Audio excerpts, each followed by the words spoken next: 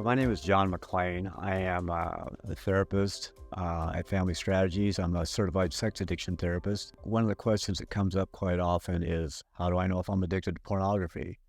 I get that quite a bit, and I see a lot of people that are addicted to pornography. You know, the biggest thing that really brings guys into my office is they don't know they're addicted to pornography, but they know that something's up. And oftentimes it's because they've had life events happen to them, like they have been caught by their spouse looking at pornography a number of times, or they have been caught at work with pornography on their computers. And, they've lost jobs, they've lost relationships. And now all of a sudden it's a problem because they've grown up all their lives dealing with, events and things. And one of the ways they deal with life is by looking at pornography. The problem is they don't even know they're doing it. And they don't understand that they are actually looking at pornography to cope with other parts of their lives, because oftentimes their lives are out of balance. And they get so busy in life, they get so caught up. I work, I eat, I sleep, and I go, have a family relationship, but I'm not doing anything else in my life. And so their lives are out of balance. And then they find that they're living a double life. And so they've got this secret life going on of looking at pornography. They don't want anybody to know about it. And it oftentimes goes against their own core values and beliefs. And so that's what brings a lot of shame into them. Like, I know I shouldn't be doing this and I'm going to stop, but I just, I've tried several times. I'm going to stop tomorrow. Tomorrow comes and they do it again, or they might get a week, they might get a month, but it keeps coming back. And when it comes back, they start disconnecting from their primary relationships, people in their lives. Another thing that happens to guys that are looking at a lot of pornography is it starts to escalate. And the escalation turns into more and more and different types of porn. And it starts off just looking at a certain type of porn, and then eventually it goes on to other types of porn. And they don't, it was things that they weren't attracted to before, but they build up this tolerance in their brain to, just like any dopamine producing drug, which pornography is, that tolerance builds up in their brain, and they need more and more and more. And they're looking at different content, and they start crossing lines that they never thought they would cross. So originally, well, I just masturbated. Now I'm looking at porn, and now they're starting to get on chat lines and interact with other people and things like that. And that's when it ties into relational problems. Even to the fact where a lot of guys get what's called PIED, which is porn-induced erectile dysfunction. And you get a lot of young people coming out of, they've been watching pornography their whole life. It's actually been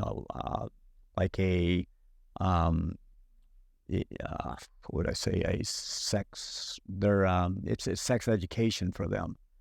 And so that's how they have learned about sex. And they've been watching so much, and to eventually they get those set points in their brain so high that they get this porn-induced erectile dysfunction. And they can look at porn and not have that problem, but if they try to interact with other human beings, have sexual relationships, it doesn't work for them. And that's another way that they know I've got a problem. I run groups, and I've got men in my groups, and I often ask the question, how many in here thought that if they got married, that would take the pornography away?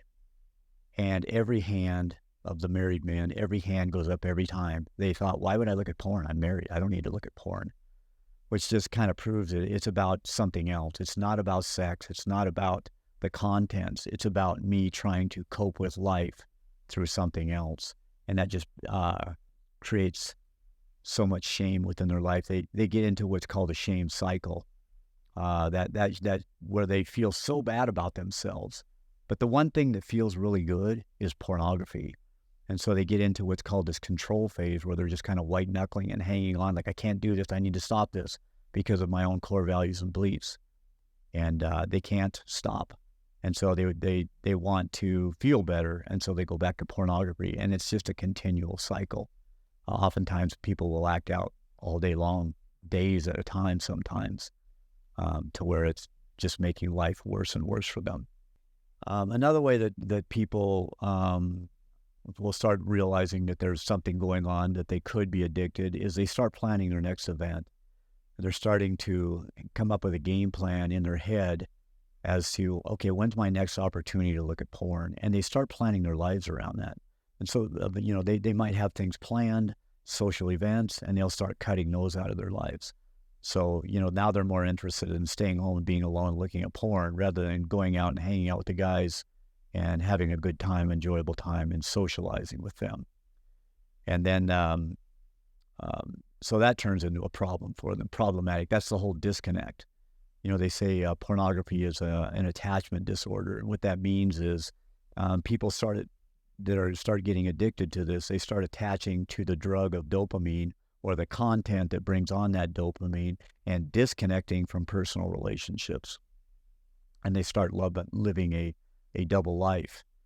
And once they go down that double life road, that's a really hard one. And that's one where there's so much shame involved, because I have a faulty core belief. If anyone really knows me, they wouldn't want anything to do with me. So I'm going to do everything in my life to not connect to people, because if I do connect to these people, they might find out what I'm doing and who I really am.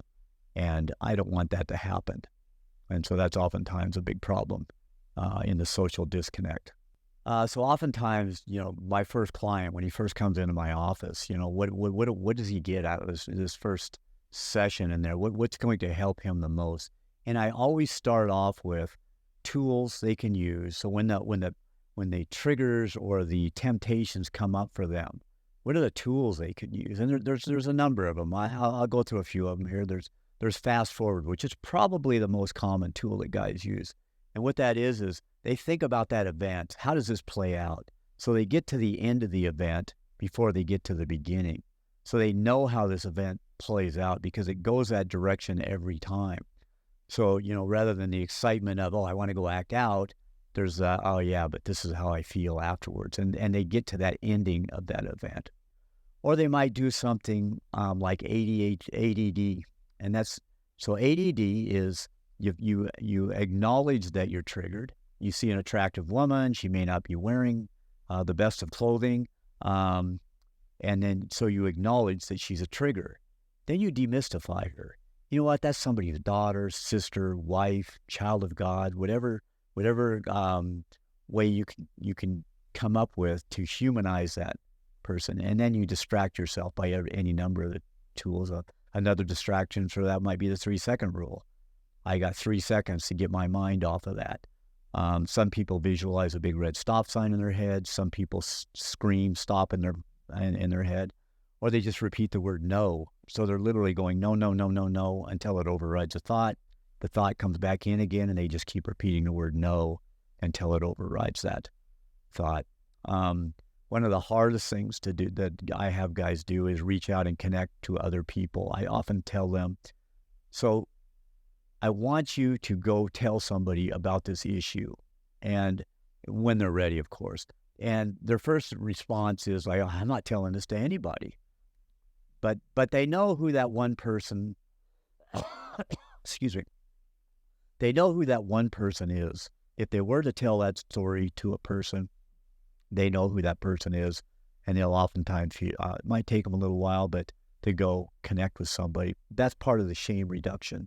Getting into group where other guys have the same problems, that's a part of the shame reduction, because they go tell their stories in these groups, and they realize that, these people love me still. Not the story I'm telling myself. If I go tell this to people, then they're going to destroy me with this information, rather than they're going to help me through this information. I would say probably the best way to deal with porn addiction is coming up with balance in your life, or coming up with routine, or what we call dailies. Dailies are things that you do in your everyday life. And we always start off with physical, emotional, spiritual, and relational balance. And you've got to come up with this. So I've got a client that comes in, and he he starts off his morning at 4 o'clock in the morning, and he gets on his knees and he prays, and then he gets into his scriptures. He might read the Bible, and he'll read for a little bit of time. Then he'll jump in his truck. The guy likes to read, so he will listen to an Audible book or a podcast, and he will listen to that on his way to the gym. He'll go there, he'll work out or play basketball with his buddies or something like that, and connect with those guys. And he'll drive home, do the same thing, listening to the Audible book, go home, connect at home, go to work, come home and connect. So physical, emotional, spiritual, and relational balance. So physical, obviously the guy's working out, he's playing basketball. Emotional, those are hobbies, things like that. The guy likes to read, so reading. Basketball is also a hobby for him. So basketball is actually physical and emotional, and it's also relational because he's connecting with guys in the gym. So the relational, connecting with his family, friends,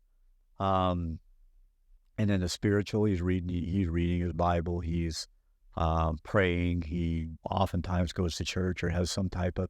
Some guys aren't too religiously based, and it has to be whatever works for you. If some guy's more involved into meditation or things like that, then meditation is fine.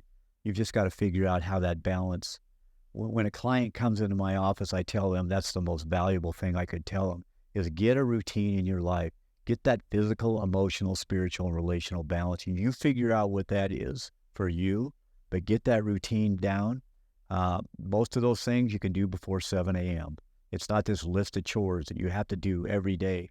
And eventually what it does, it creates this balance in your life where you'll be better at everything you do because that balance will bring you into congruence, and you'll be better at your job, as a husband, as a father, at anything you're doing, you'll be better at it.